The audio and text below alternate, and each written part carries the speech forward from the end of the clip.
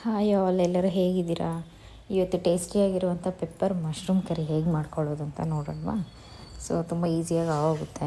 ಮೊದಲಿಗೆ ನೋಡಿ, ನಾನು ಮಶ್ರೂಮ್ ತೊಗೊಂಡಿದ್ದೀನಿ.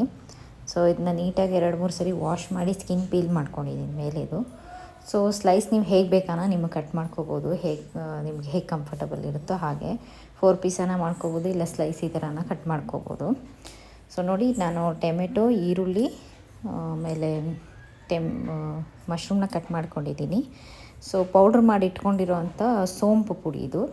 ಸೊ ಪೆಪ್ಪರು ಅಷ್ಟೇ, ಇನ್ನೇನು ಬೇಕಾಗಲ್ಲ. ಶುಂಠಿ ಬೆಳ್ಳುಳ್ಳಿ ಪೇಸ್ಟ್ ಬೇಕಾಗುತ್ತೆ. ಮೊದಲಿಗೆ ನೋಡಿ, ನಾನು ಬಾಣಲಿ ಇಟ್ಕೊಂಡು ಎಣ್ಣೆ ಹಾಕ್ಕೊಂಡು ಈರುಳ್ಳಿನ ಫ್ರೈ ಮಾಡ್ಕೊಳ್ತಾ ಇದ್ದೀನಿ. ಈರುಳ್ಳಿ ಫುಲ್ಲು ಫ್ರೈ ಮಾಡ್ತಿಲ್ಲ, ಸ್ವಲ್ಪ ಕ್ರಿಸ್ಪಿಯಾಗಿ ಸಿಗ್ತಾಯಿದ್ರೆ ಚೆನ್ನಾಗಿರುತ್ತೆ.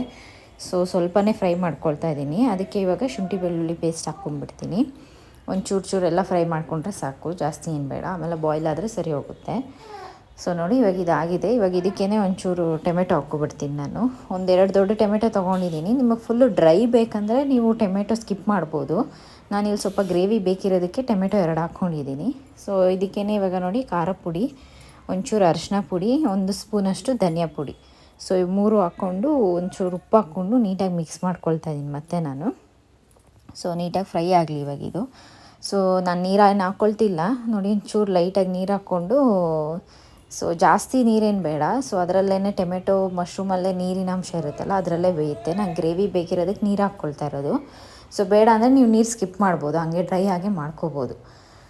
ನೋಡಿ, ಮಶ್ರೂಮ್ ಹಾಕ್ಕೊಂಡು ನೀಟಾಗಿ ಮಿಕ್ಸ್ ಮಾಡ್ಕೊಳ್ತಾ ಇದ್ದೀನಿ. ಸೊ ನೀಟಾಗಿ ಇವಾಗ ಇದನ್ನ ಮಿಕ್ಸ್ ಮಾಡಿಕೊಂಡು ಒಂದು 5 ಮಿನಿಟ್ಸು ಪ್ಲೇಟ್ ಮುಚ್ಚಿ ಬಾಯ್ಲ್ ಮಾಡ್ಕೊಳ್ಳೋಣ.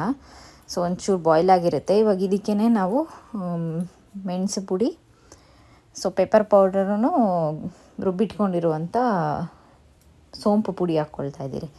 ಸೊ ಇದನ್ನೆಲ್ಲ ಹಾಕಿ ಮತ್ತೆ ಮಿಕ್ಸ್ ಮಾಡಿ ಇನ್ನೊಂದು 5 ಮಿನಿಟ್ಸ್ ಕ್ಲೋಸ್ ಮಾಡಿದ್ರೆ ನೋಡಿ, ತುಂಬ ಟೇಸ್ಟಿಯಾಗಿರುವಂಥ ಮಶ್ರೂಮ್ ಕರಿ ರೆಡಿ ಆಗೋಗುತ್ತೆ. ನಿಮಗೆ ಚಪಾತಿ, ಪೂರಿ, ದೋಸೆ ಏನದ್ರಲ್ಲಿ ಬೇಕಿದ್ರು